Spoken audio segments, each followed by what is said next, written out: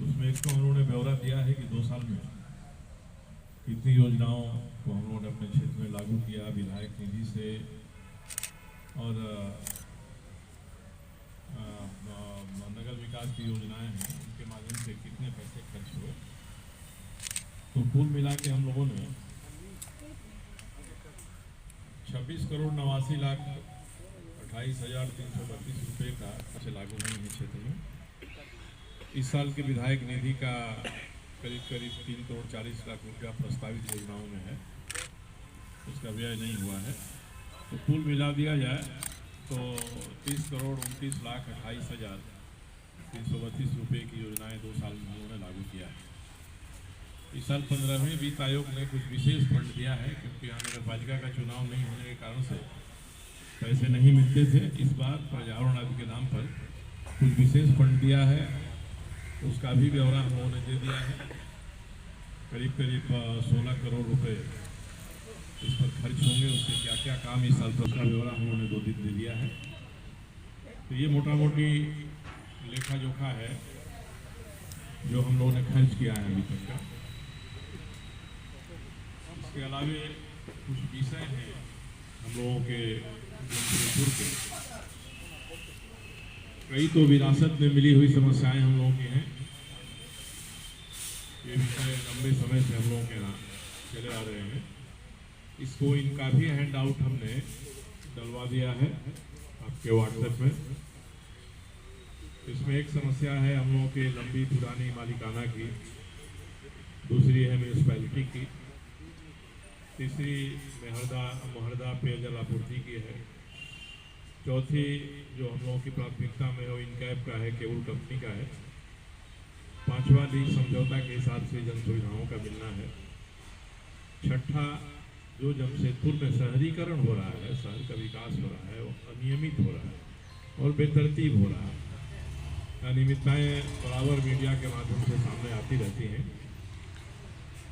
और सातवां दिया हम लोगों ने जमशेदपुर और आसपास के इलाके में जिस तरह से विस्तार हो रहा है, विकास हो रहा है शहर का, तो संविधान के भी जेडी अनुच्छेद में प्रावधान है कि एक मेट्रोपॉलिटन कमेटी बनाई जाएगी, भले जिला दूसरा हो, भले म्यूनिसिपैलिटी दूसरा हो, मगर सब।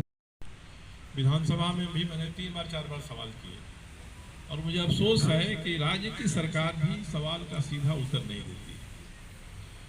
जमशेदपुर के बारे में मैंने करीब 2 साल में 32 सवाल किए हैं विधानसभा में, जिसका उत्तर आया है।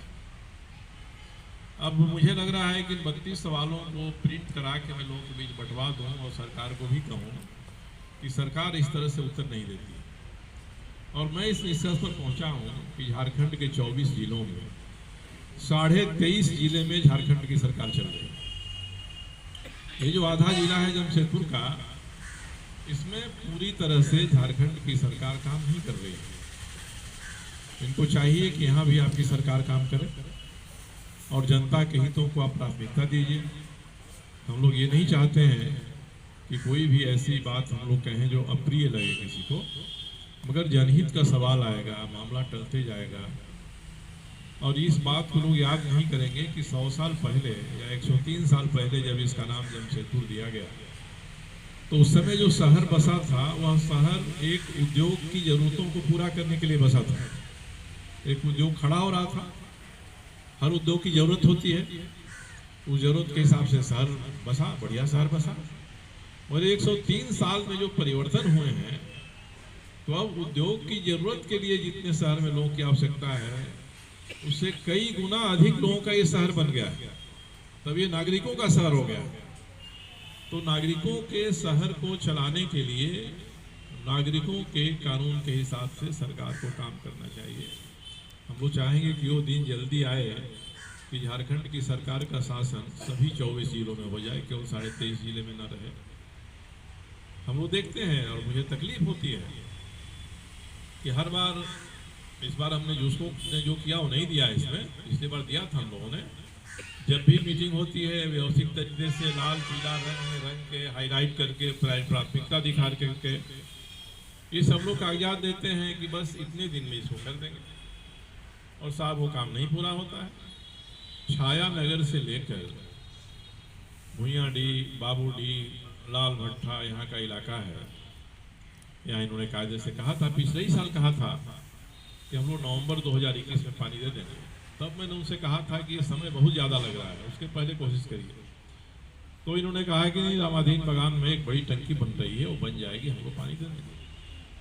अब पूछने पर इस पर बात करने के लिए कोई तैयार नहीं साहब। एक ब्राह्मण टोला है वहाँ भुइयाडी में, आप जाइएगा तो लगेगा स्वरूप दीजिए। और अवैधानिक संस्था चलती रहती है तो इससे कई तरह के ग्रांट नहीं मिल रहे हैं हम लोगों को, इसका भी जिक्र हमने इसमें किया है। और तीसरी जो हमने कहा था मुहर्रदा पेयजल आपूर्ति की है। अब ये योजना बनी उसी समय अच्छी मंशा से नहीं बनी, राजनीतिक मंशा से बनी। उसका नतीजा हुआ कि योजना आधी अधूरी रही। जब नहीं चल सकी 2017 में जुस्को को सौंपा गया, जुस्को भी नहीं चला पा रहा। साल डेढ़ साल तो हम लोगों को लगता नहीं था कि जुस्को क्यों नहीं चला पा रहा है साहब इसको। मगर अब ये लग रहा है कि जिस तरह से योजना बनी है, जुस्को का भगवान भी एक बार आ जाए और नियम कानून का पालन करें तो उसको नहीं चला सकते। और घरों में पानी समय पर नहीं दे सकते हैं।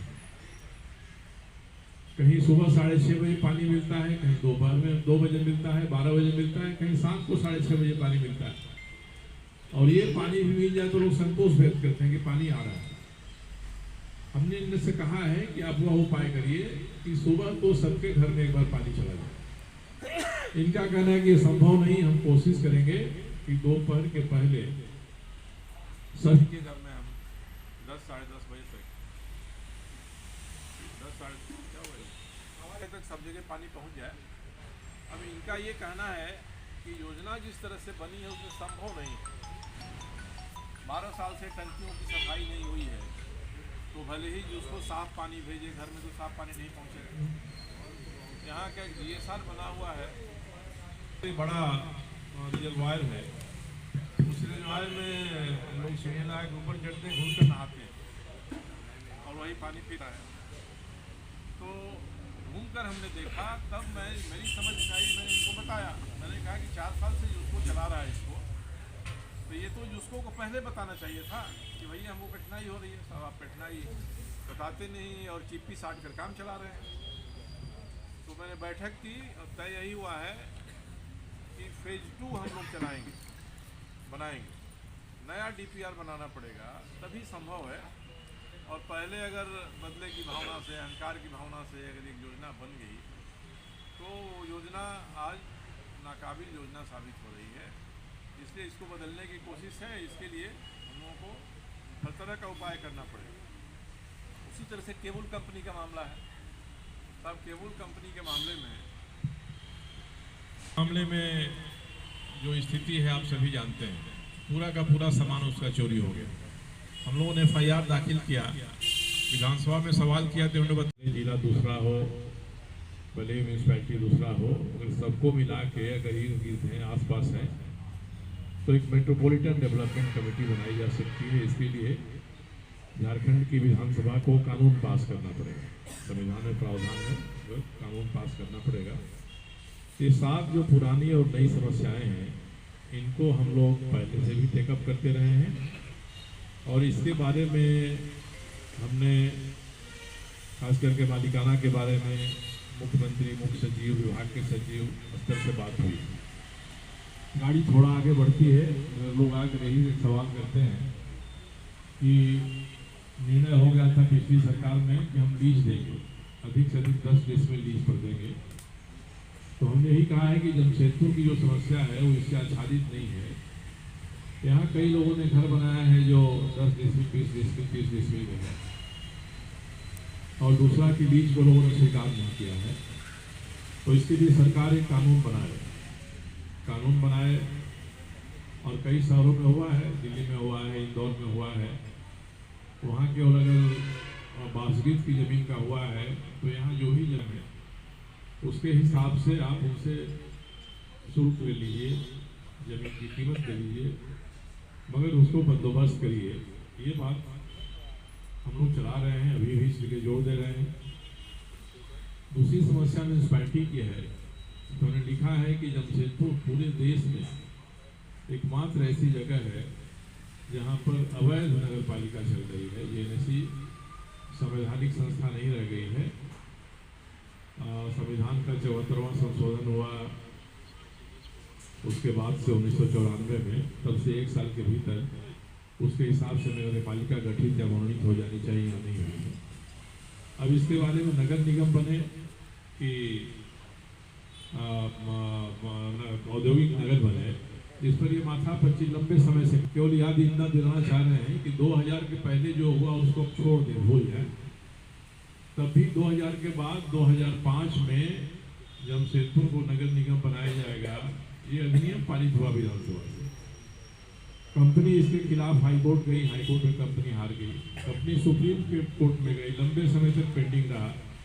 मैं बराबर कंपनी को भी और सरकार को कहते रहा कि आप लोग सुप्रीम कोर्ट से कहिए कोई फैसला दे दे इसमें। ये हुआ नहीं, बाद में कंपनी ने इसको वापस कर दिया। अब फिर से वही सिलसिला चल रहा है। तो मेरा इसमें यही कहना है कि आपको जो करना है आप इसको करिए, वैधानिक स्वरूप दीजिए। जो स्थिति है आप सभी जानते हैं, पूरा का पूरा सामान उसका चोरी हो गया। हम लोगों ने FIR दाखिल किया, विधानसभा में सवाल किया तो उन्होंने बताया कि साहब हमने FIR नहीं लिया है, हम लोगों ने इसको सनहा दर्ज कर दिया। तो मेरा कहना है कि हम लोगों ने FIR में 2 बार जो लिखा है उसकी जांच तो कराइए कम से कम। ये जांच भी नहीं हो रही है। दूसरे कि 177 एकड़ जमीन का लीज खत्म हो गया है। मैंने मुख्यमंत्री से कहा है, यहाँ के मजदूर प्रतिनिधि भी गए थे और उन्होंने यही कहा है कि भाई आप 177 जमीन को सरकार रिज्यूम कर ले और नए सिरे से किसी को भी उद्योग चलाने के लिए, कोई कंस्ट्रक्शन का काम करने के लिए उसको दे। ये नहीं हो रहा है अभी, इसलिए कि मामला NCLT में है। हम लोग चाहते हैं कि सरकार NCLT में जाए, हस्तक्षेप करे। और ये केवल कंपनी कानून के मुद्दे की बात नहीं रह गई है। सबसे बड़ी और सबसे चिंता की स्थिति है कि उस इलाके में पीने के पानी की और बिजली की जो 2 आपूर्ति है वो सही तरीके से नहीं है। पीने के पानी के बारे में पिछले 8 महीना से जो उसको के जो सीनियर पदाधिकारी हैं वो हमारे यहाँ आकर या मीटिंग करके कहते रहे कि बस 7 दिन में 10 दिन में हम पानी दे रहे हैं। पाइप पूरा बिछा दिया गया है पीने के पानी का, उसका अब कनेक्शन देना है। 3 दिन में कर देंगे, 4 दिन में कर देंगे, अगले सोमवार को कर देंगे। और अब आकर वो वहाँ के रहने वालों को कह रहे हैं कि साहब हम आपको अलग अलग घरों में मीटर लगाकर पानी नहीं देंगे, हम 1 मीटर से पानी देंगे, आप लोग बांट लीजिए इसको। मेरे पास आए थे लोग, तो मैंने कहा कि ये आप मंजूर करते हैं? लोगों ने कहा नहीं। तो इस मामले में मैंने कहा है कि मैं वहाँ के लोगों के साथ हूँ और हर हालत में जुस्सों को सभी घरों में पानी का मीटर बैठा के वहाँ कनेक्शन देना पड़ेगा। ये कोई मजाक का विषय नहीं है कि पानी जैसी सुविधा पर ये राजनीति कर रहे हैं। वहाँ पिछले 1 साल से बात हो रही है कि आपने 1 मीटर से बिजली का जो कनेक्शन दिया है उसको भी घर घर में कीजिए। पिछले जब वहाँ के GM थे उन्होंने बताया कि 7 से 8 करोड़ रुपए इसमें खर्चा होंगे, लाइन बदलना पड़ेगा, हम लोग कर रहे हैं, दे देंगे। अब उस पर भी हिला हवाला हो रहा है। तो ये सही नहीं है कंपनी का तरीका। मैंने कोशिश किया था कि यहाँ के जो सर्वोच्च पदाधिकारियों में से कोई है उनसे मैं आपसे बात करने के पहले बात कर लूँ। और पता चला कि उसमें से 1 लोग क्वारंटाइन हो गए हैं, कहीं बाहर से आए हैं, कहीं संदर्भ में रहे हैं। तो जो भी हो, हम आप सभी के माध्यम से कहना चाहते हैं कि